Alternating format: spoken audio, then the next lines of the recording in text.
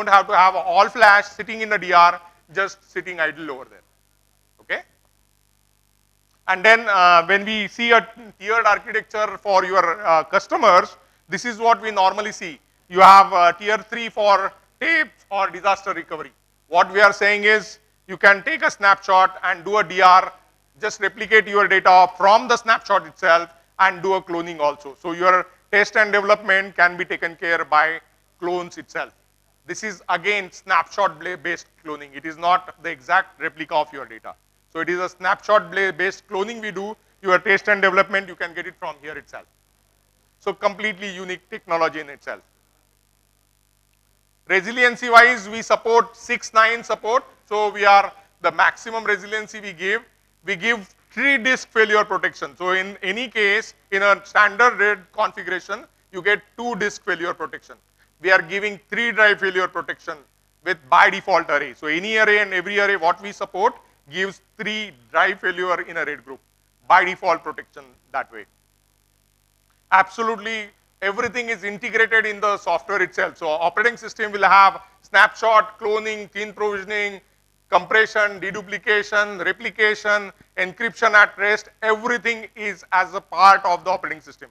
So there is no software licenses required to use those kind of features in your environment. All the features are by default part of the operating system. And then we do a encryption.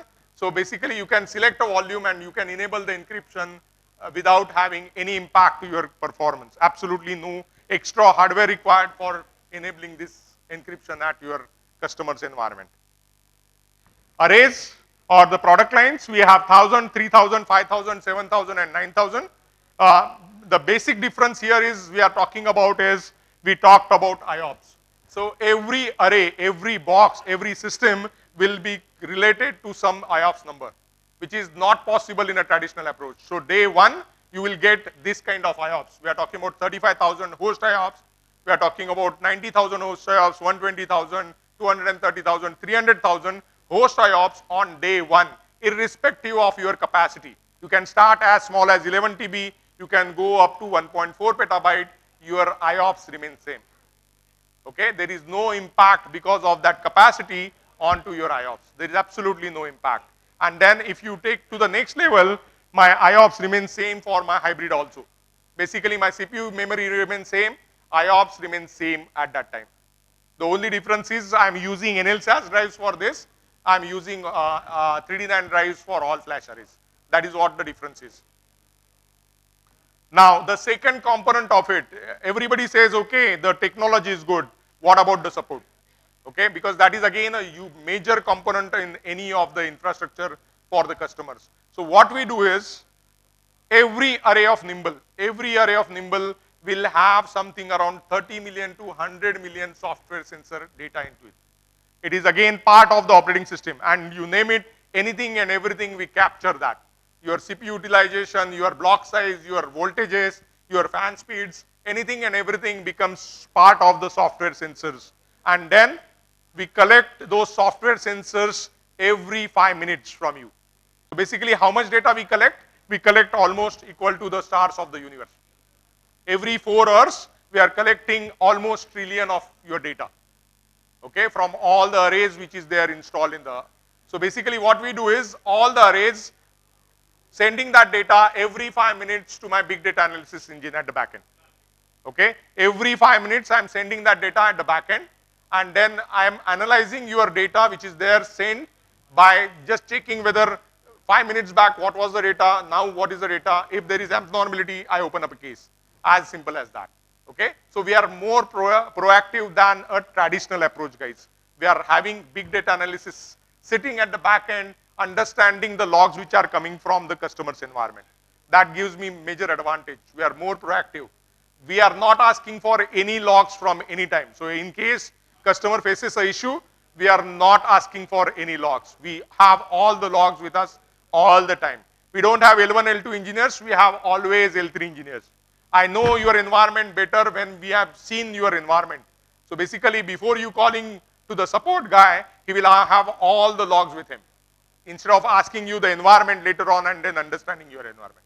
So that gives major advantage in the complete infrastructure. since I have the logs with me, I do a trend analysis also. So trend analysis can be done. I can understand from per volume level, what is your cache hit ratio, what is your compression, how much is the IOPS you are doing per volume and all those. You can see it with InfoSight. This is a completely different tool, completely different tool. And again, this is part of the operating system itself. So there is no licenses required, there is no hardware required to get this done. This is by default the way we do support. This is a default support we are doing. So now 9 out of 10 problems are automatically detected. You don't have to worry about the problem detection and all those because my backend system is already taking care of that. Every 5 minutes I'm understanding that data, correct? 92% of our cases are opened by us onto the customer. It is actually in traditional approach, it is reverse. Many cases gets opened by the customer onto the vendor. We are doing exactly reverse. We are opening up a case against the customer requirement and the customer is taking care of that, or our backend support is taking care of that. Because of the logs, I can correlate your analysis. I can understand where your latency is going high, your read-write ratio is going high, what is the problem, whether it is a misconfiguration, what exactly is contributing to your problem. The root analysis becomes very, very easy in that case.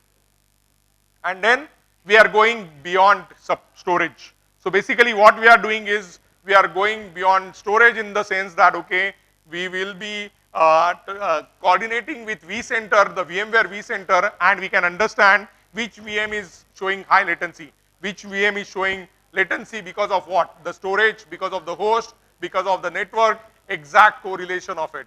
I can do that. So basically I can forecast the future in terms of capacity, in terms of performance, in terms of bandwidth. So we work very closely with all these application vendors. We work very closely with hypervisors. We work very closely with Cisco. We have something called Smart Stack with Cisco, which is Cisco UCS, Cisco networking and Nimble storage at the back end. So we have that combination also. This is my last slide, which talks about no licenses at all. Absolutely no licenses required. We are doing inline deduplication. We are doing inline compression to reduce the footprint. And we will discuss that once we have one-on-one meeting. We do snapshots. We do almost 10,000 snapshots per volume. 10,000 snapshots per volume, which is very, very unique as compared to a traditional approach. We are talking about, we are application aware in terms of volume. We are application aware in terms of snapshots. So we do take applications and consistent snapshots also. And then we reduce your footprint big, big time. So by compression, by deduplication, we are reducing your footprint big, big time. Okay? That is what I have. Any questions, anything you want to discuss, we can take it offline. Sure. Anything else? No, that's it. Good. Thank you. Thank you very much. That is Mr. Sonavne. Thank you very much once again. If you have any questions, as Mr. Sonavne said, you can take it offline. And two requests. One is the people at the back, may I request you to keep your volume a little low, because the speakers on stage will be getting disturbed. And because we've got a lot of chairs over here. So some of you can come up in front and have a seat out here. We've got a lot of chairs over here. Second request to all the speakers, since we are running a little behind schedule, we would request you to keep your presentations to a maximum of 15 minutes. Thank you. May I invite Mr. Santosh Kulkarni, Country Manager, Business Development, Smart Solutions, Emerson, India. Mr. Santosh Kulkarni is going to be speaking about powering the smart infrastructure. And once again, may I request those at the back to please come up in front. If you need to have any discussions, we would request you to take it out. So we would like to discourage any discussions over here inside the hall, please. Mr. Santosh Kulkarni, Country Manager, Emerson, India. Please get your hands together, ladies and gentlemen, as Mr. Kulkarni joins us on stage.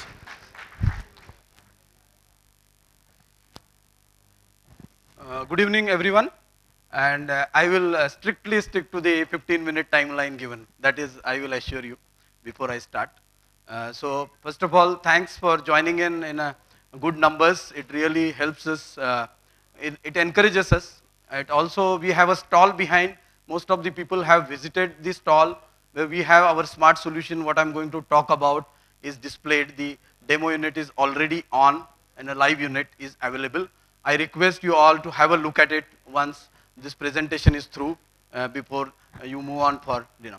So basically, what we are going to talk about, most of the people are talking about digital wave, people are talking about digital disruption, people are talking about smart cities, people are talking about lot of smart gadgets.